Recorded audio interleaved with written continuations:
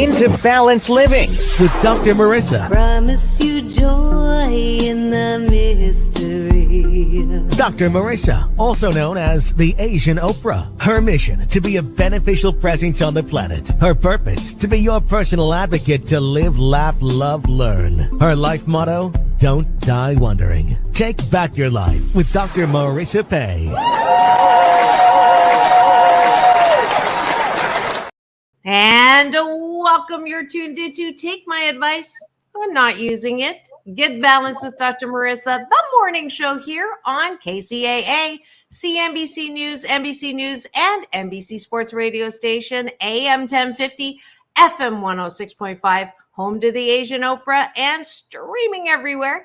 iHeartRadio, Spotify, Stitcher, iTunes, TuneIn, Amazon Music, Audible, Podchaser, JioSaavn, Rumble, Tiki Live, and about 28 other platforms. Why? Because I want to maximize my splatter zone for more hope and happiness. So there's no gossip on this show, no scandal, and no K words, no Kanye talk at all. Instead, I want you to focus on your own reality show and how you can be happy 88% of the time. Why not 100% of the time?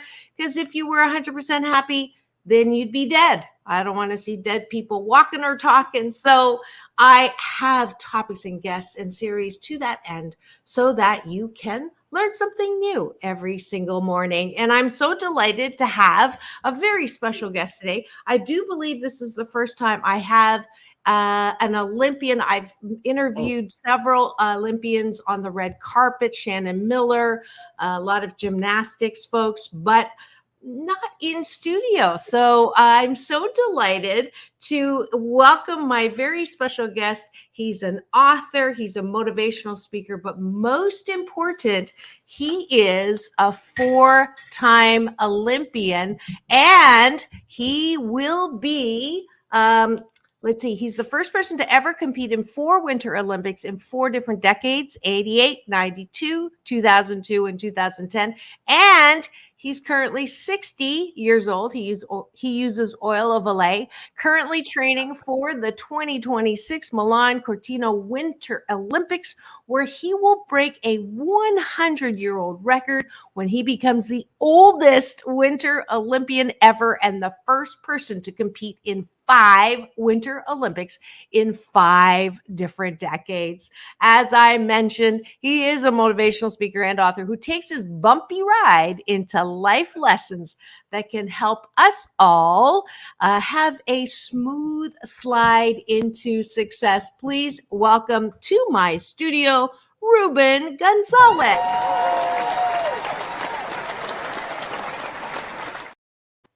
So happy to have you.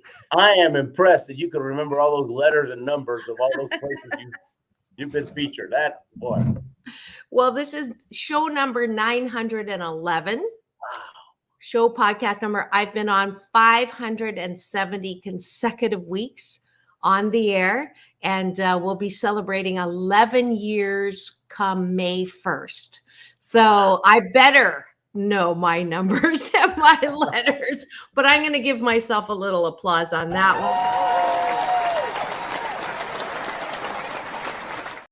one. Because Frank, we both like 88. Yeah, 8 is the lucky number in Chinese. I know you thought I was Swedish. It's a homophone for good fortune. So double good fortune is what I like to tell people is their birthright to happiness. That's great. So welcome to the studio. We're going to start right off the bat. I asked him if he'd be willing to have breakfast with all my wonderful listeners and watchers out there. Thank you for supporting this show for that long. Couldn't do it without you. And breakfast consists of taking a bite of my gratitude sandwich. So we're going to do the drill. Y'all know I've been doing this for about 8 months now. Top of the bun is gratitude, things that you like about your surroundings outside of yourself. And then 8 appreciations on the bottom of the bun. We're modeling it for you because you're going to do this before you go to bed so that you won't be thinking about who done who wrong, what didn't get done. Instead, what do you like about yourself? So that's the drill. And I see the eyeballs rolling in. If you're driving in your car right now, please do not tune in on my YouTube channel or LinkedIn or Facebook. But if you are not driving, feel free to participate with your own gratitude and have breakfast with us. All right, here we go. I am grateful that I have Ruben Gonzalez in my virtual studio live this morning, and that I love meeting new people, and I love the fact that that's my occupational hazard on the show, and I'm grateful that I have this platform. What are you grateful for? Oh, Yeah. I am grateful that I get to live in Colorado Springs. Spent most of my time in Houston, and now I've found heaven. This place is awesome, and great family, and get to have my own business and make a difference, right? Touch a lot of people. That's great. That's 4 right there. Sorry, I gotta hit my. That's okay. That's okay. I'll just catch up real fast. I'm grateful that I have a gym downstairs that I can continue to do my Love My Project 3.0 now. And I've lost 36 pounds since last Valentine's. So I say that because I'm in the studio with an Olympian. So I know he's no stranger to working out. And last gratitude is that I got to have peaceful movement, peacefulness global movement yesterday on the show, and Sunday. I think we already have like 350,000 people registered to meditate on Sunday, Easter Sunday, together across the globe for world peace. So I love that, and I'm grateful for that. All right, now we're going to go to the bottom of the bun, which is, what do you like about yourself? And the reason why I do this is, if you don't love yourself, I believe that that sets you up for poor mental health, that the foundation of health, wellness is an appreciation of yourself. Not that you're perfect, but that you're 88% fabulous. So I want you to exercise your muscle on those things that you like about yourself. So I'll start. I like that I love to laugh. It's my favorite sound on the planet. So even if it means making fun of myself, it's okay. I love to laugh. What do you like? That for whatever reason, I'm a positive person. I always tend to find the rays of sunshine right around that dark cloud. Yep. And that's how you made it onto my show. Probably. I appreciate that. I'm likable most of the time. 88% of the time, I'm pretty easy to get along with, although I'm Chinese with a dash of Mongolian, so don't piss me off. So there is a little sliver of time where that comes out. Well, I was born in Argentina, and so I've got that Latin passion, right? And I get excited about things, and I'll go for it. Great. That's something that I like about myself. Great. And my last appreciation is that I have like no fear. I will step into situations without hesitating. Most of the time that works out. Some of the times I step in it, but I think it's a thing that I learned as a kid who was told not to step out. So I think that all of that developed into some courage. So I appreciate that about myself. I like that I'm ADD. I think that's my secret superpower, and I get bored easily. And so every once in a while, I got to go do something, a big challenge, right? And that's an adventure for me rather than something scary. Fantastic. Well, thank you so much for having breakfast with Ruben and I this morning on the show. You're tuned in to Take My Advice. I'm not using it. Get balanced with Dr. Marissa, the morning show here on KCAA, the station that leaves no listener behind. And now we're going to jump into the story of how Ruben Gonzalez became a 4-time and knock on wood, right? It is going to become a record-breaking 5-time. And what I loved about his story, and I those of you who have been with me for a while know that I don't do pre-interviews. I don't do a lot of research because I love the freshness of getting to know people on my show. So I'm gonna, although I did take a peek at your press kit, which was very well put together. Thank you very much. And I'm going to try to find some video clips that I can not get in trouble copyright wise to show you on the show some of your stuff. So like all those little clips are pretty okay to show. I'm not going to get. The ones that I emailed you were shot last month when I was training in, in Park City, Utah. And, okay. I can Eric shot those. Erik Swanson. Oh, really? So those are totally okay. Oh, I forgot to give gratitude to Erik. He's the one who, Mr. Awesome Swanson, Erik Swanson is the person who hooked us up. And Erik has been on the show, you know that, and we've spoken on stage together. And I found out that that's how they met as well, 20 years ago. Yeah. But yeah, that's great. Okay, so let me go back.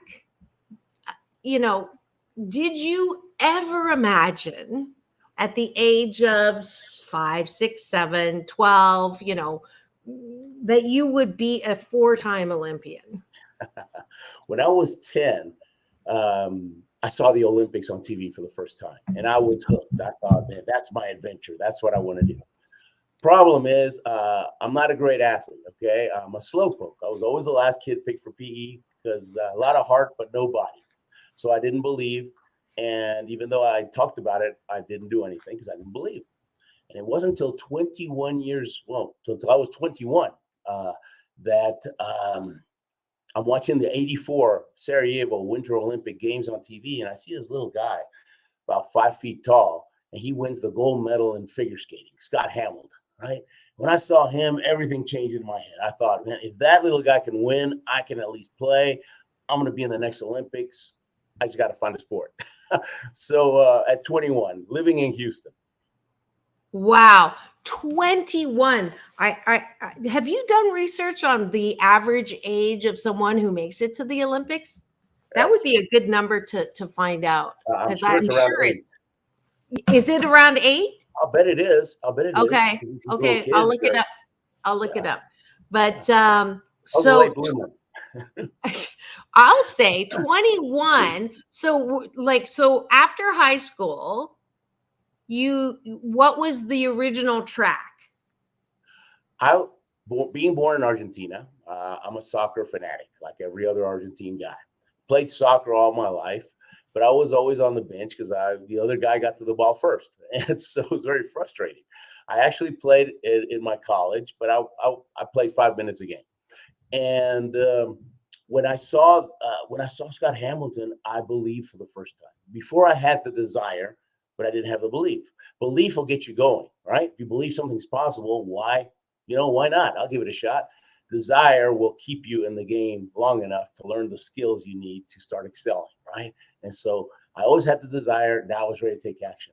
And so I was 21, and I living in Houston. My nickname in high school was Bulldog because I was very tenacious. I never quit. And so when I saw him, I went to the library. I got a big book about the Olympics. I looked through the list of the summer sports, and I thought, no way, you got to be Superman to do any of these things. And I got a little down. Then I started looking at the list of the winter sports, and analytical side of my brain kicked in. And I thought, I'm about to put together a plan for the next 4 years. It probably would make sense to base the plan on my strengths. My strength's not athleticism. My strength's perseverance. I'm Bulldog. So I thought, I need to find a sport that's so tough. A sport's got so many broken bones in it, there'd be a lot of quitters. Only I won't quit.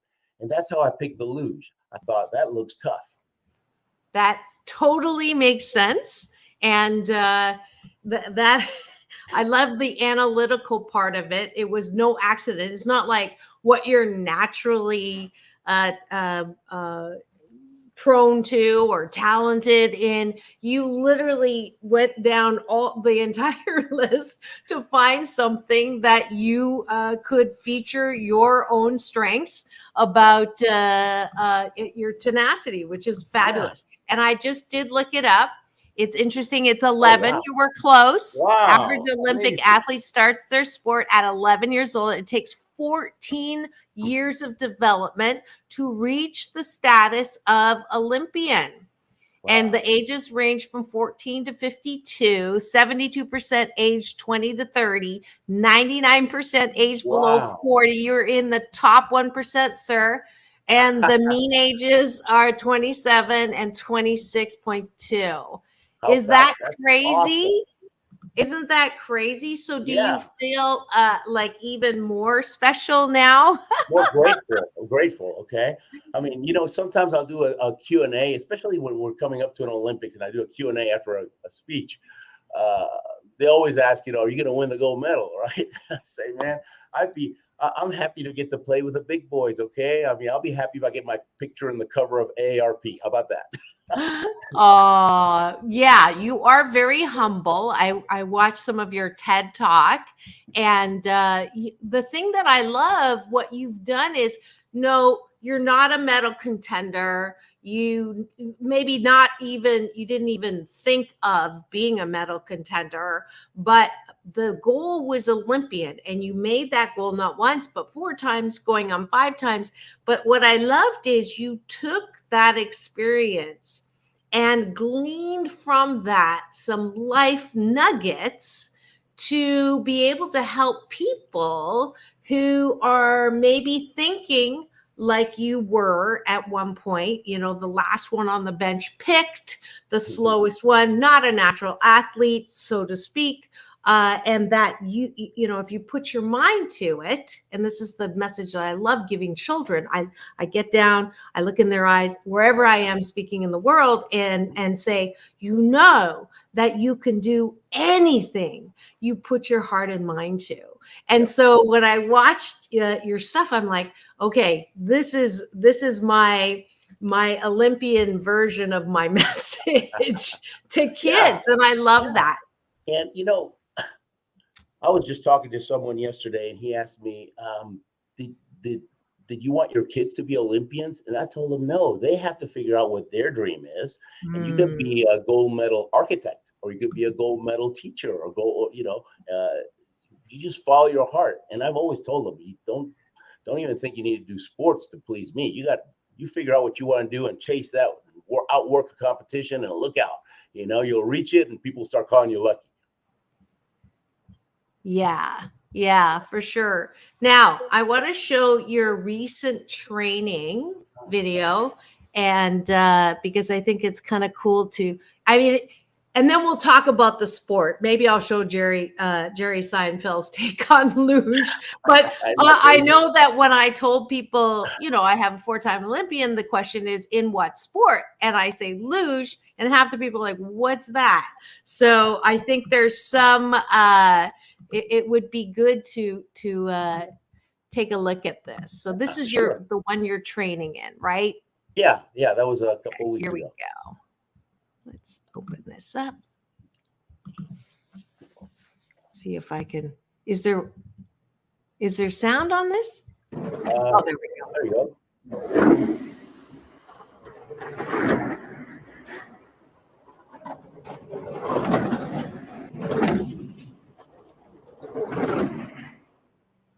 Yay! Yeah. That is the luge. Yeah. And that is fast. So tell me. Yeah. Take me back to 21. 21. So I picked the luge. I didn't even know where the luge track was. So I wrote Sports Illustrated a letter. I asked them, where do you go learn how to luge? And they actually sent me this picture, a guy on a luge. I'm looking at it right there. And as soon as I got the picture, I popped it in a frame, stuck it right in front of my bed. And the first person I saw in the morning when I woke up was the luge man. And so he reminded me, I'm going for the Olympics, got to eat right, got to exercise, read good books, hang around winners, right, for mental strength. At night, before I shut off the lights, the last person I saw was the luge man. So that's what I dreamt about, luge, Olympics. He kept me going.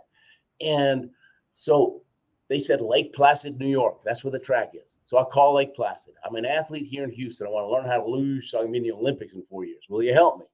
And the guy says, how old are you? And I said, 21.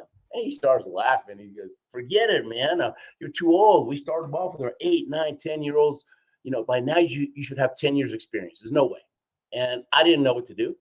Only thing I knew was that hanging up was not an option, right? That would have been the end of the dream. And so I just kept talking to him. And finally he got fed up, I guess. And he said, "Oh, we got a camp starting in a couple of months, in a few weeks. Be there." And so I went. And it's the springtime. A couple of months after I saw Scott Hamilton on TV, I'm in Lake Placid learning how to luge on wheeled sleds, right? Because the track has melted now. We're going from the half-mile point from the old bobsled track in Lake Placid, 50, 55 miles an hour on wheels. All we're wearing is tennis shoes, shorts, and a T-shirt and a helmet, right? Because that's just to make the lawyers happy, right? But if you crash at 55 on the concrete, it's straight to the hospital.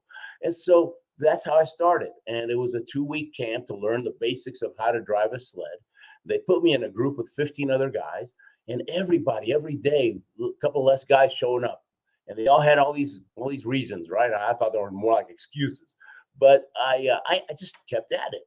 And they had to cram 10 years of luge training into just 2 years, because the next 2 years, I was going to have to compete internationally against the best in the world to have to top 50, get to go. 51 watches it on TV.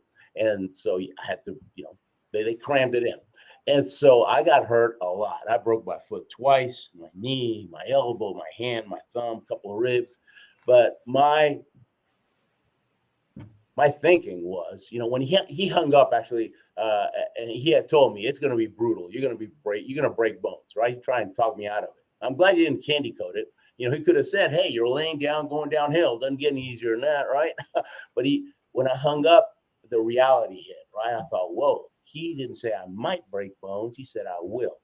So how am I going to handle it, right? Because I always want to have a contingency plan.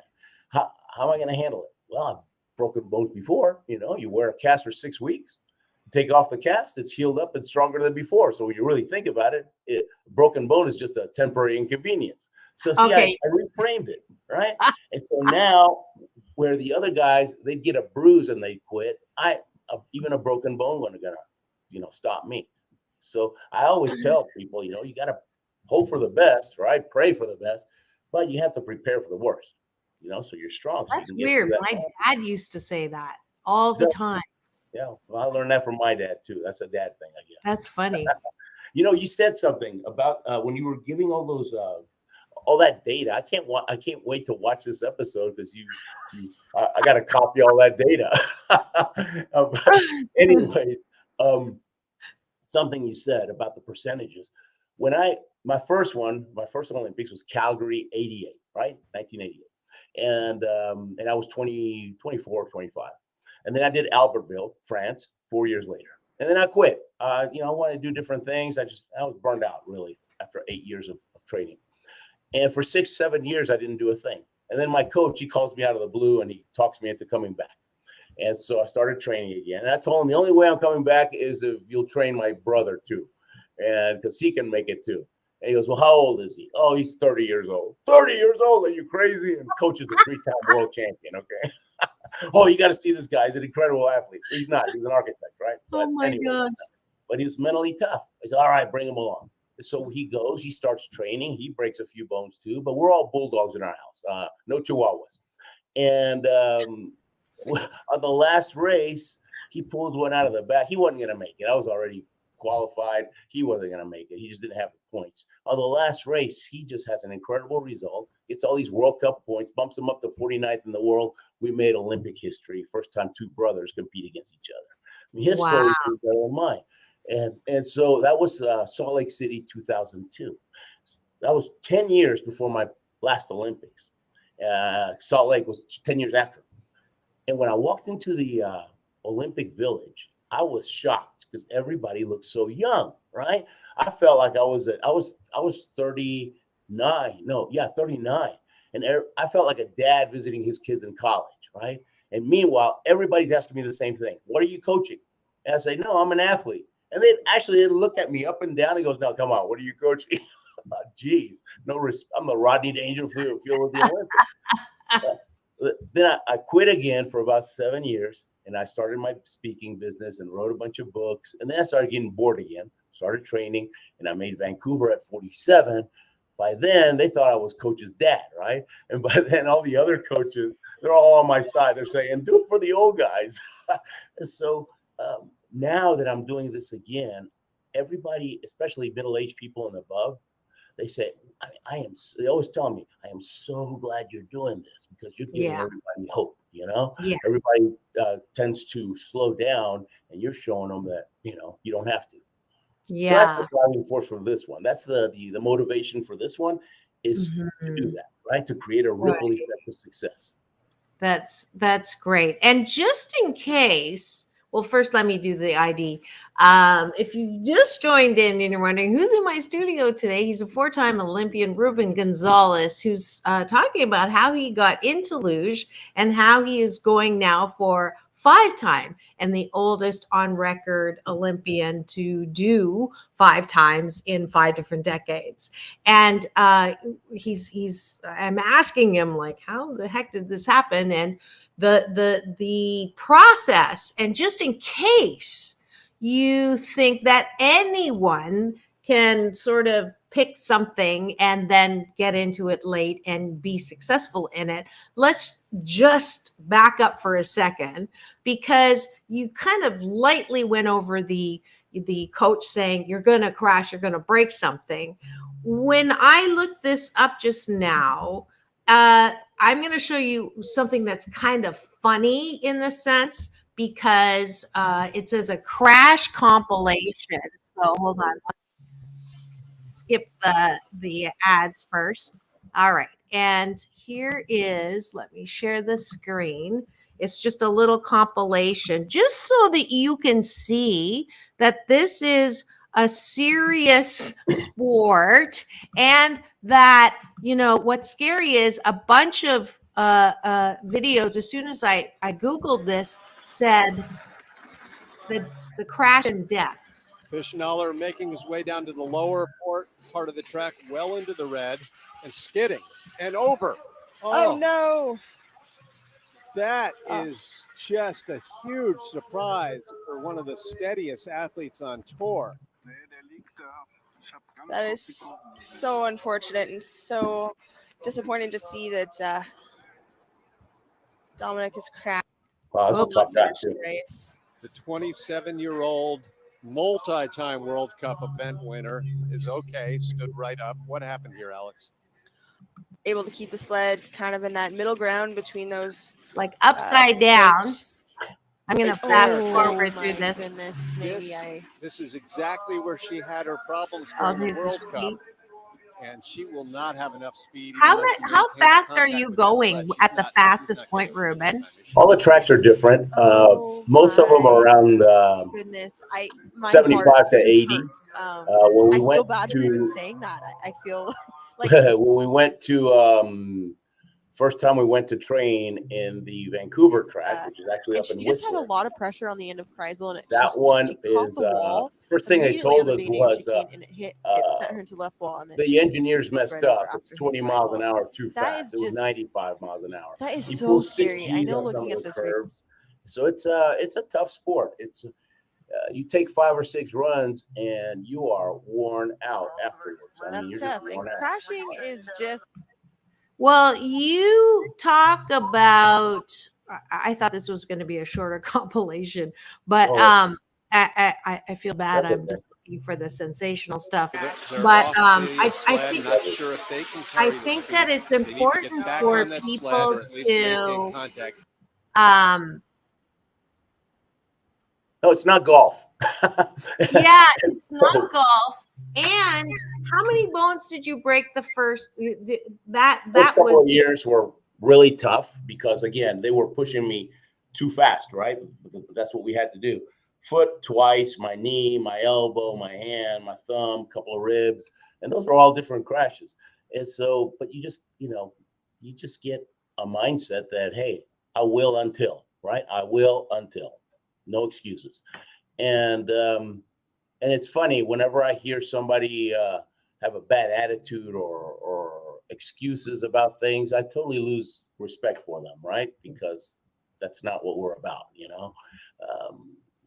On the other hand, when I go to speak for, let's say, police officers or Marines, right, or first responders, right, my first book, it's called The Courage to Succeed. And I almost feel fake talking to them about it because I might break a bone here and there, but these guys are going against bullets, right?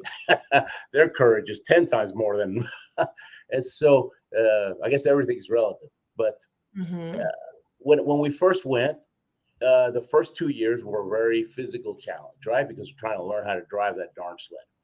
And then they threw me into the World Cup circuit way too early at that point. But that's what we had to do if I was going to make the Olympics in just 4 years, right? You said 14 is the average. That makes sense.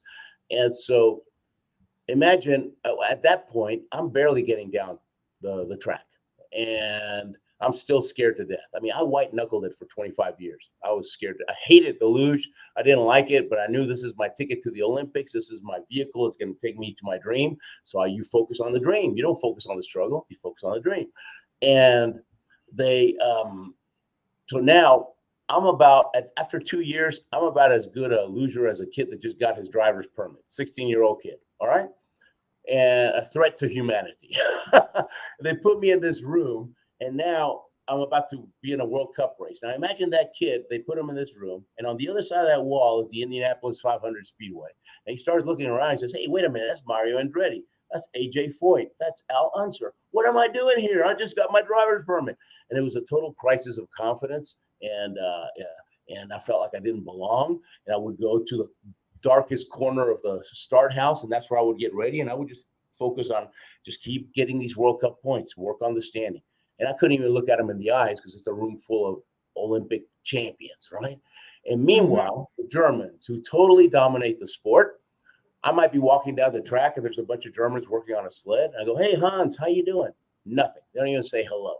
And that confirmed that I didn't belong, right? And it wasn't until 2 years after my first Olympics. So Calgary 88 was the first one. It wasn't until 2 years afterwards. I'm walking down that track. I see a bunch of Germans working on the sled. And one of them looks at me and goes, Gonzalez, Speedy Gonzalez, hey, how are you? And I got pissed. I said, what's wrong with you guys? I've been nice to you for years, and now I'm Speedy Gonzalez. And he goes, come, we must talk to you. And the whole team, the coaches, everybody, they got around me in this big table. And they said, look, we have 4 tracks in a country the size of Texas, all right? Back then, the only tracks in North America was Lake Placid and Calgary. Our country decided we're going to dominate the sport. And we have tons of luge clubs. And some of us started when we were 5. And we were the best in our town. Then we were the best in the region. Then we made the national team. And 6 men get to be on the national team. Then we made the Olympic team, only 3 men. But where there's so many great lugers from Germany, we'll be lucky to make 2. But you know what we're going to do after that? We're going to coach for the rest of our lives because we dedicate our lives to the sport. And we're sick and tired of seeing people from other countries. They come, they do one Olympics, and then they disappear. You know what we call them? I said, no, what? Olympic tourists, always with a little camera, right? But this is 2 years after your first Olympics. Obviously, you're trying to make Albertville Olympics. Whether you make it or not doesn't matter to us. What matters to us is you're respecting the sport. So you've earned our respect. And that's called commitment. And I got goosebumps now just telling you that. Okay. That's my gold medal. Earning the respect of the best in the world. And so whatever you do, you want to be the best. You want to dedicate yourself. Don't be hopping around all the time. When you told me this is episode 911 and you had over 500 in a row, I thought, now that's a champion. That is a champion. I'm going to hit you with a stat since you hit me with all these great Olympic stats. You know what the average podcast, you know how many episodes they do before they quit? 7. And they quit because it's too hard or because they're not known by the whole world yet. 7. Whenever I get a smaller podcast and they want me to be on, I ask them, look, why don't you save me for episode 100? I would be honored to be at episode 100, and it'll be better for you. It'll be better for me, right? And if they make it, I'm hoping they will make it, right? Wow. Yeah, I have almost 1,000. That's awesome. I love it. Oh, thank you. I didn't know that. That's a great stat. So anytime I'm feeling like I can't do this anymore, but I think I beat the average on that one. I think so. A little bit. That's great. That's great. Tell me which one, Becoming Unstoppable, which video of yours covers you doing a lot of luge? Is You this mean the actual teamwork? luge footage? Yeah. Yeah. Oh, and I couldn't tell you. I got so many Okay. videos on the website. I didn't know if Becoming Let me tell you Unstoppable something. has that. When I went back, so my last Olympics was 2010, right? Vancouver, 2010, 13 years ago. And I got bored about 7 years after that. That was shot in Salt Lake City. Salt Lake City, right as I'm going over the rings. I mean, how cool That's is like that? so cool looking. I saw that picture on a French website, and I used my high school French. I called the guy, and you sent it to me, and he sent me a high res, and I've milked that picture. But anyways, because they don't, in the old days, they didn't have cell phones, right? And so nobody had any good pictures of themselves. They either cut your foot off, Right. or they didn't focus, and so now it's easy. But anyways, so 6 or 7 years after the last Olympics, I got the itch, and I thought, I wonder if this old body can still handle it. And I was 55, and I went to Calgary for kicks, just to take a few runs, and that's in Sigulda in Latvia, right before a World Cup race. And that's what I. How old were you here? You look probably you 40. Really? 45, you look 45 or young. so. Yeah. No, maybe 40. Yeah. Anyways, so I went, and I was sliding better than ever after a 7-year break, because I was still reading all the good books. I'm a personal development junkie. I love that stuff, right? And I was mentally stronger, right? And something that might have made me scared and make a mistake on the track, now I was cool, right? And so coach said, why don't you go back in December? If they're having a World Cup race, and if you qualify, you'll be the oldest person to ever compete internationally in this sport. I thought, man, let's do it. So I went with my 25-year-old sled, and I show up to the World Cup race, and everybody starts laughing. They said, that thing belongs in a museum, not in a World Cup race, because it's technology, right? And even though I probably have more runs at that track than anywhere else, I was going to have to beat my personal best by 0.2 of a second. That's a lot of time in the luge, because everybody else had gotten faster. And so we started doing a few things, and long story short, I qualified by 4/100th of a second. I mean, that's like that long, all right? And afterwards, like a couple of days afterwards, one of the German guys, he gives me this old wooden tennis racket, right? I guess he went to Goodwill and bought one just to give it to me. And he gives me this wooden racket. And I says, what's that about? He goes, what you just did with that old sled is like winning Wimbledon with a wooden racket. I thought, wow, that's so good. Yeah. So now the Germans like me for a change. But that's what coach said. You get yourself a decent sled, you got a shot at another one. Okay. And so I got a sled made, a top sled, German sled. I'm looking at it right now.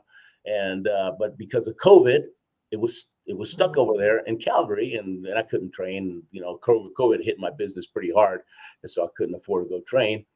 But as soon as they opened up Canada, I drove up in December, picked up the sled. January and February, I was test driving it, and I'm sliding much better and much more consistently than I ever have before. And coach is so happy. He says, you got a shot, man. They're only going to allow the top 35 or maybe even less, okay? But you have a shot. I told him, don't tell me the number that you're thinking of, okay? Because that'll just mess me up. You say I have I just want to know that it's possible, right? And now it's up to me. If I was speaking to a group yesterday, and he says, so what's the percentage? What do you think? I said, there's no percentage. If I don't do anything, I'll tell you what the percentage is. 0, right? But the more I commit, the better chance. And then you got to pray that you make it. You don't know. Even the top guy could get, the top guy going into the Calgary Olympics was Norbert Huber from Italy. This guy had won everything that year. Everybody was going just to see who got silver. 2 weeks before the Olympics, he gets appendicitis, and he missed the Olympics, and he never hit that level again. I mean, you don't know. You just never know. But you give it all you have. And you dedicate your life to pursue your dream.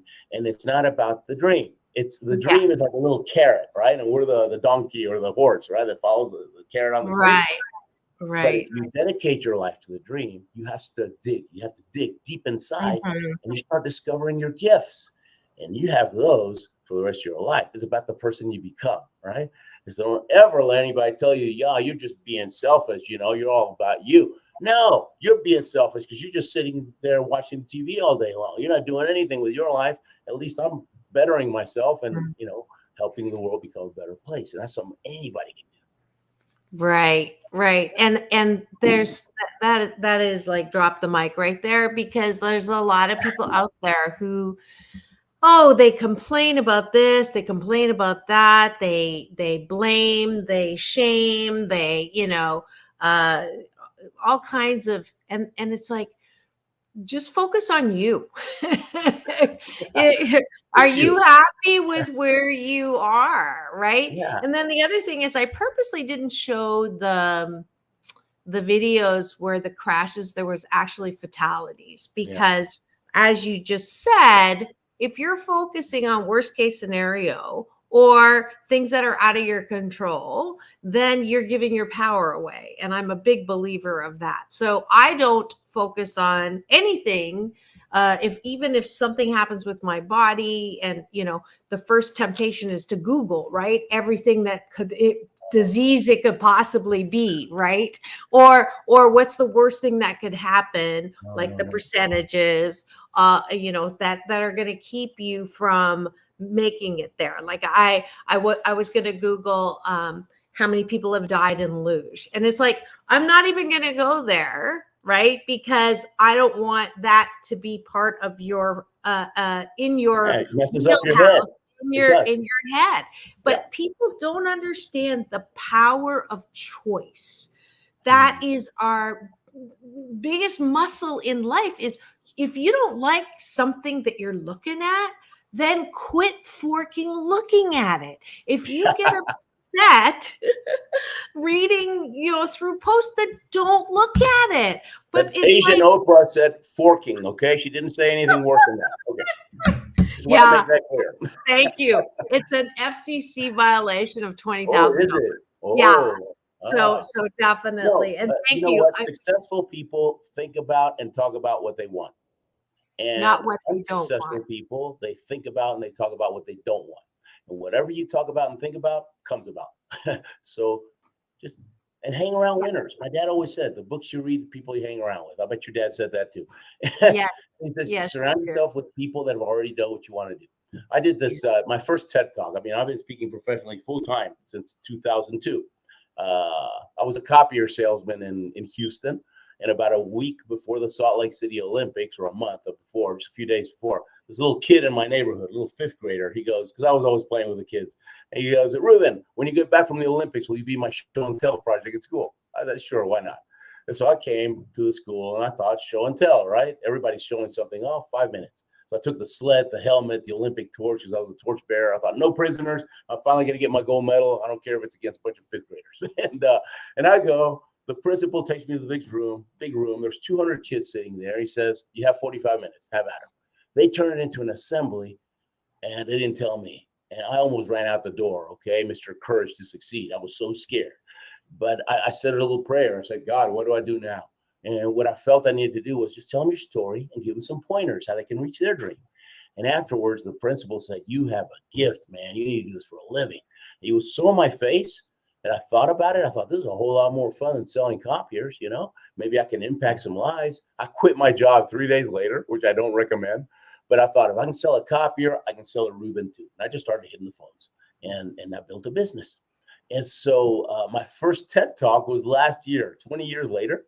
And it was called The Power of Following the Leader, right? Because you have to find somebody that's done what you want to do, right? Somebody that you trust, but that's done it, that has fruit on the trees.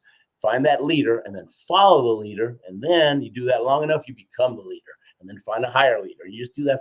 And I started, it was last year, and it has over 1 million views. So I thought, wow. And I was getting all these notes from people saying, man, that's great. I love it. I resonate with that. I thought, maybe it's a timely thing.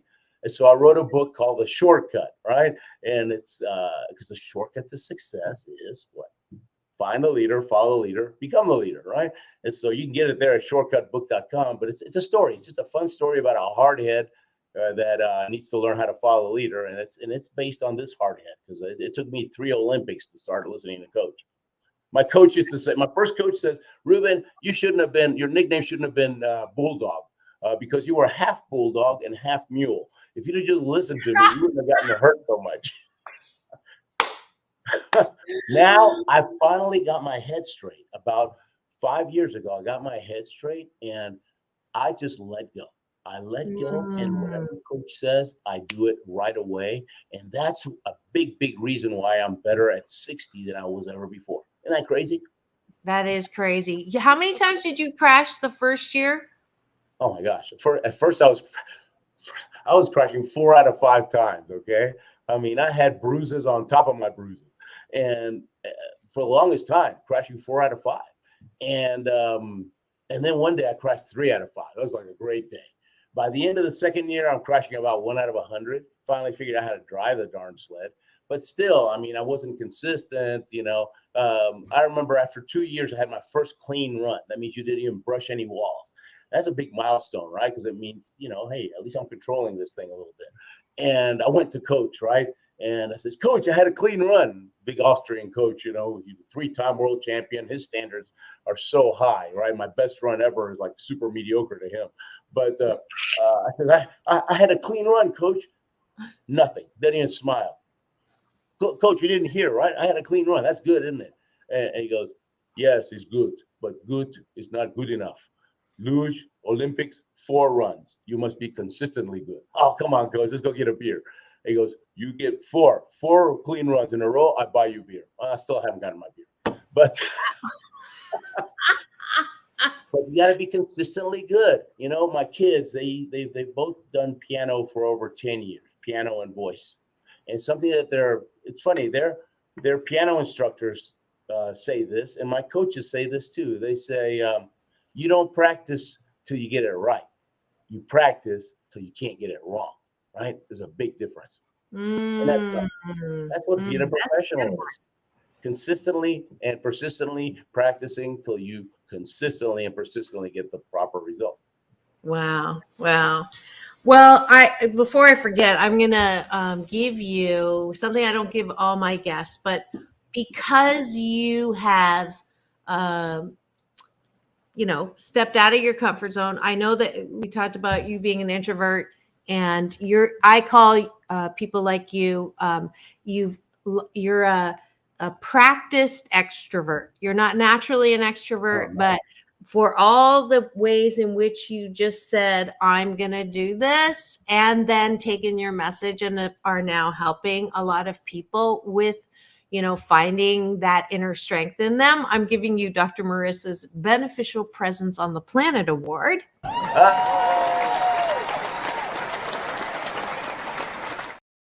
I'll do that too. I like that. Yeah. So congratulations. I don't give all my guests that, but I think it's a wonderful story of a true story, obviously. And it is in the works. You told me they're looking at doing a screenplay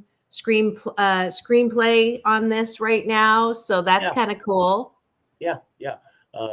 That is cool. I mean, that could change everything, business wise, right? I mean, that puts you on another level. Level. Well, they got to make the movie, but then it's got to be a good movie, right? I want it to be like Rudy or like Miracle, right? Or like Rocky. If it's going to be a lame movie, I'd rather not have a movie. Right. Well, what's that movie with the luge in Africa? Wasn't there Cool Runnings about the Jamaican Cool Runnings? Yeah. I would go to them because you're like the single version of that group. There you go. Right? One person.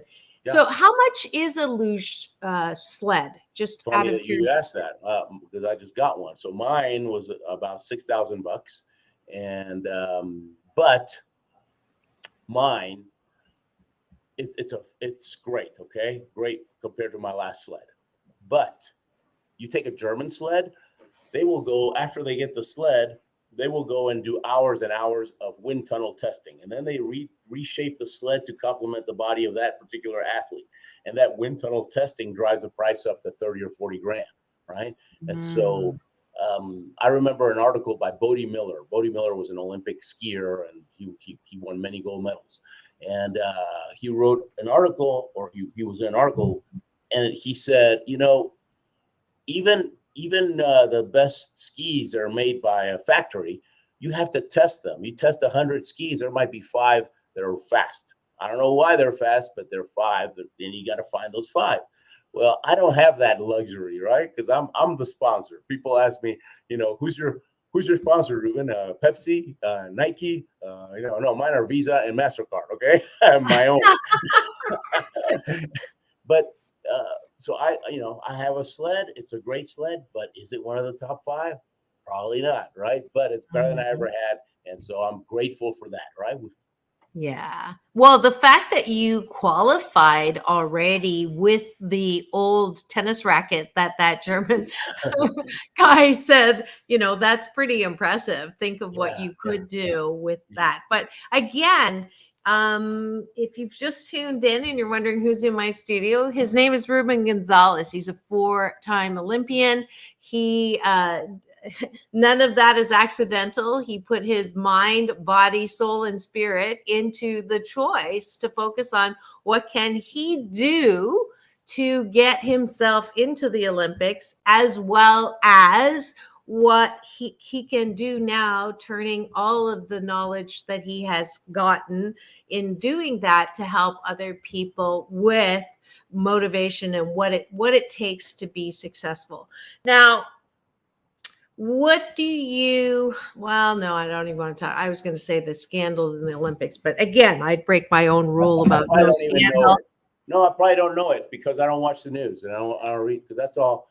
Yeah. It's all negative, right? And, yes, correct. I haven't had a TV in 8 years, and I don't watch the news.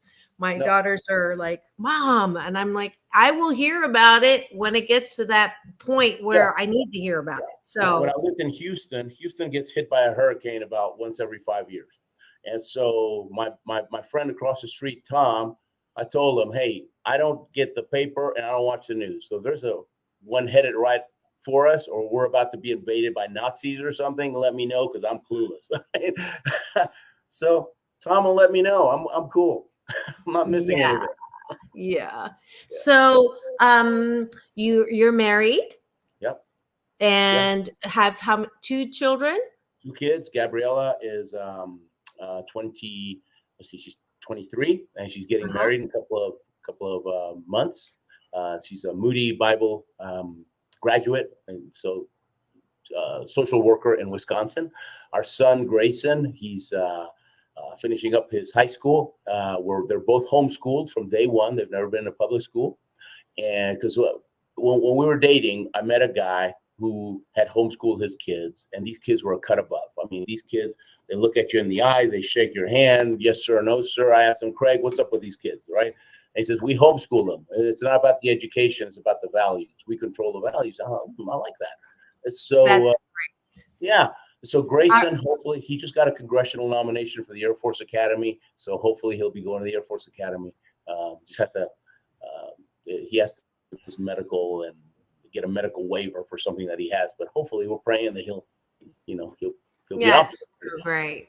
That's so great. And I just got the signal from Polly that we are almost off the air. So please go and check Ruben out if you need a speaker. He's got a great short book, theshortcutbook.com.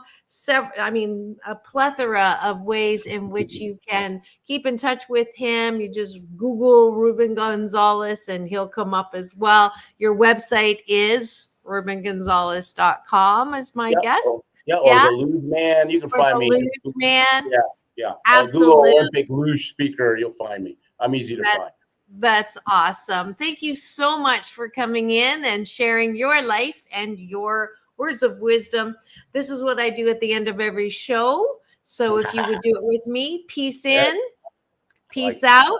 Oh, peace in. World peace through inner peace.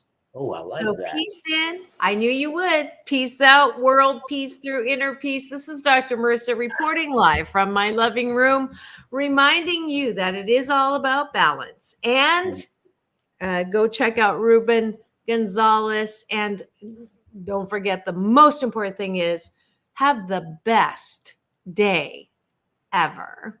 We'll see you tomorrow is with two people who've been molested, one by a priest and one in the gymnastics scandal, because I want to focus us on healing from abuse. So that's tomorrow's show. Chris Schrader and Charmaine Coates. So tune in tomorrow morning. Have the best day ever. Thank